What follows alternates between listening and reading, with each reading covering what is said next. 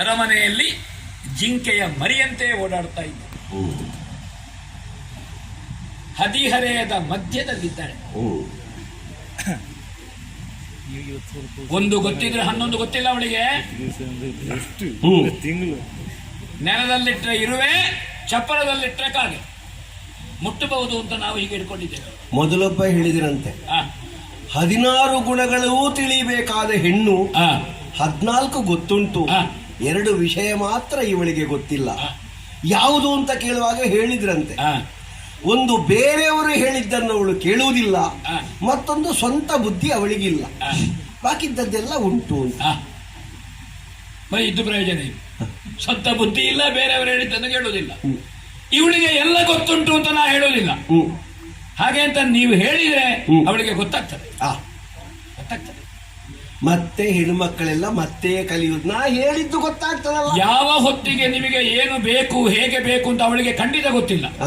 ಹಾಗಂತ ಯಾವ ಹೊತ್ತಿಗೆ ಹೇಗೆ ಇರಬೇಕು ಅಂತ ಅವಳು ನೀವು ಹೇಳಿದ್ರೆ ಇರುವವಳು. ಸ್ವಾಮಿ, ನಿಮಗೆ ಬೇಕಾದಾಗೆ ನೀವು ಮಾಡಿಸಿಕೊಳ್ಬೇಕಾದಿತ್ತು, ಅವಳಿಗೆ ಮಾಡ್ಲಿಕ್ಕೆ ಗೊತ್ತಿಲ್ಲ. ನೀವು ಮಾಡಿದ್ರು ಅವಳಿಗೆ ಗೊತ್ತಾಗ್ಲಿಕ್ಕಿಲ್ಲ. ನೀವು ಮಾಡುವಾಗ ಗೊತ್ತಾದಿತ್ತು, ಹಾಗೆ ಮಾಡಿ ಅಳು.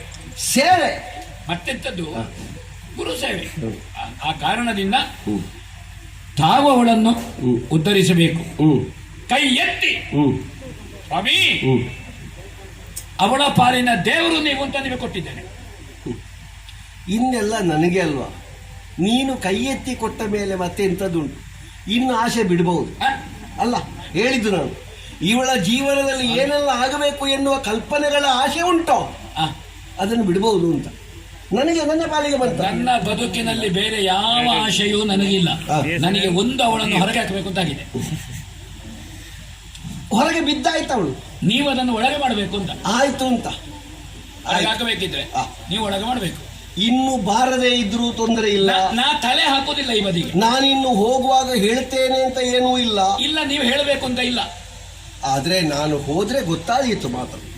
ಹೋದ ಮೇಲೆ ಗೊತ್ತಾಗಬೇಕು. ಗೊತ್ತಾದೀತು. ನೀವು ಹೋಗಿದ್ದೀರಿ ಅಂತ ಗೊತ್ತಾದೀತು. ನಾನಿನ್ನು ಫಲಮಂತ್ರಾಕ್ಷತೆಗೆ ಅಂತ ಪುನಃ ಬರ್ಲಿಕ್ಕಿಲ್ಲ. ಬೇಡ, ನಾನು ಕಳಿಸ್ತೇನೆ. ಇವತ್ತೇ ಕೊಡಿ ಅಂತ. ನಾನು ಕಳಿಸ್ತೇನೆ. ಇವತ್ತೇ ಕೊಡಿ. ಇವತ್ತಿನದ್ದು ಕೊಟ್ಟೆ. ನಾವು ಹೋಗುವಾಗ ಏನಾದ್ರೂ ಬಿಟ್ಟು ಹೋಗ್ತೇನೆ. ಫಲ ಉಂಟು, ಫಲ ಉಂಟು. ಫಲ ಭರಿತವಾಗಬೇಕು. ಆಗ್ತದೆ. ನೀನು ಖಂಡಿತ ಒಬ್ಬ ಮಾವನಾಗ್ತಿ ಎನ್ನುವ ಆಶಯದಲ್ಲೇ ಹೋಗು. ನನಗೆ ಅಟ್ಟೆ ಇದ್ದದ್ದು. ಒಬ್ಬ ವರನಿಗೆ ಭಾವನಾಗಬೇಕು. ಹೌದು, ಒಬ್ಬ ಅಳಿಯನಿಗೆ ಮಾವನಾಗಬೇಕು. ಮತ್ತೆಂತದ್ದು? ಆಯ್ತಲ್ಲ, ಮತ್ತೆಂತದ್ದಾಗಬೇಕು ಆದೀತು ಅಂತ ಅಲ್ವಾ? ಅಷ್ಟು ಅನುಗ್ರಹ ನಿಮ್ಮಿಂದ ಆಗ್ತದೆ ಅಂತಾದ್ರೆ ನಾವು ಹೊರಟೆ. ನಾನು ಅವಳಲ್ಲಿ ಸ್ವಲ್ಪ ಮಾತಾಡ್ತೇನೆ. ಆಗ ನಾನು ಇರುವುದಿಲ್ಲ. ಹೇಗೆ ಸೇವೆ ಅಂತ. ಆಯ್ತು.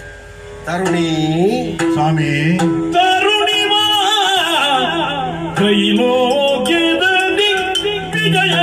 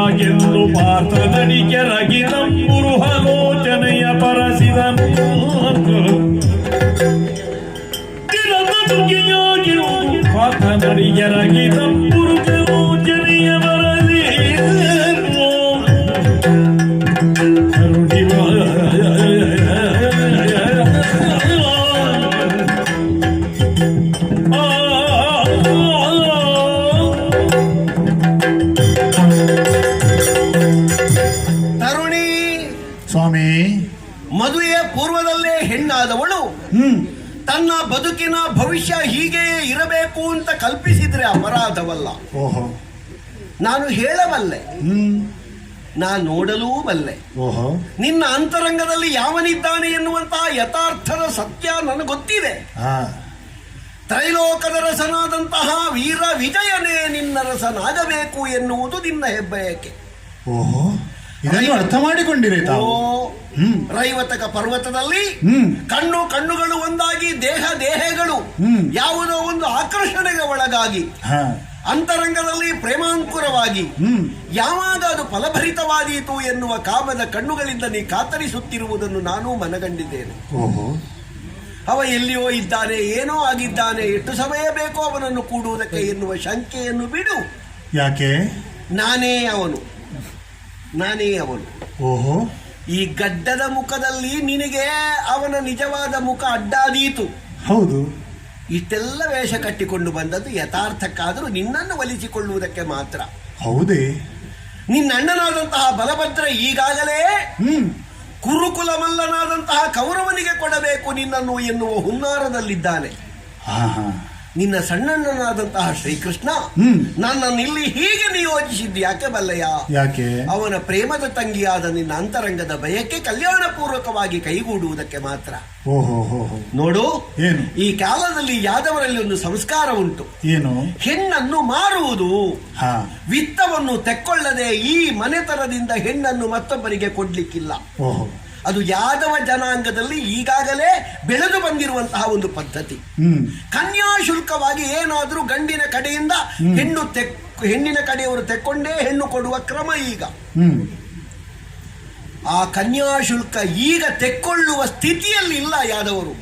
ಯಾಕಂದ್ರೆ ಮೊದಲಿನ ಹಾಗೆ ಬಡತನ ಇಲ್ಲ. ಬಲರಾಮಕೃಷ್ಣರ ಆಳ್ವಿಕೆಯಲ್ಲಿ ಸುಭದ್ರವಾದಂತಹ ಒಂದು ಕಲ್ಯಾಣ ಸ್ಥಿತಿ ನಿಮ್ಮ ದ್ವಾರಾವತಿಗೆ ಬಂದಿದೆ ಎನ್ನುವುದರಿಂದ ಹಳೇ ಕಾಲದ್ದನ್ನೆಲ್ಲ ಇನ್ನೂ ರೂಢಿಸಲಿಕ್ಕೆ ಬರ್ತದ? ಹಾಗೆ ಅಂತ ಸಂಪ್ರದಾಯವನ್ನು ಮೀರಿದ್ರೆ ಜಾತಿ ಮಕ್ಕಳು ಎದ್ದು ನಿಲ್ತಾರೆ. ಮೀರದೇ ಇದ್ರೆ ಅವರದ್ದಾದಂತಹ ಮಾನವನ್ನು ಕಳ್ಕೊಂಡ ಹಾಗಾಗ್ತದೆ. ಇದಕ್ಕೆ ಕೃಷ್ಣನೇ ಒಂದು ಕಾರಸ್ಥಾನವನ್ನು ಹುಡುಕಿದ್ದಾನೆ.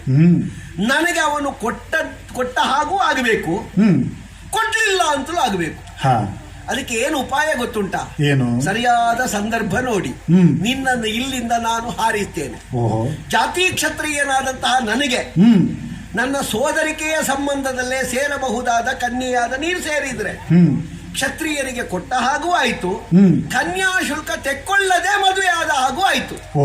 ಈ ಕ್ರಮವನ್ನು ಬಹಳ ಚಾಣಾಕ್ಷನಾದ ಕೃಷ್ಣ ಹೀಗೆ ಸಂಕಲ್ಪಿಸಿ ಸಂಯೋಜಿಸಿದ್ದಾನೆ. ಆದದ್ದರಿಂದ ಸುಭದ್ರಾ ಕಲ್ಯಾಣ ಎನ್ನುವುದು ಸದ್ಯದಲ್ಲಿ ನಡೆಯುವುದಕ್ಕಿದೆ. ಇದು ಲೋಕಕ್ಕೆ ಮಾತ್ರ ಅಲ್ಲ, ಸಜ್ಜನರಿಗೆ ಸುಹೃದರಿಗೆ ಮಂಗಳಕಾರಕವಾದಂತಹ ಕಲ್ಯಾಣವಾಗಿ ಒದಗಿ ಬರ್ತದೆ. ಅಂತರಂಗದಲ್ಲಿರುವಂತಹ ಬಯಕೆ ಕೈಗೂಡುತ್ತದೆ ಅಂತ ಆದರೆ ಬಹಳ ಸಂತೋಷ. ಹಾಗೇ ಆಗಲಿ. ಕಲ್ಯಾಣದ ನಿರೀಕ್ಷೆಯಲ್ಲೇ ಇರು. ಮಂಗಳವಾಗಲಿ. ಕರಗಳು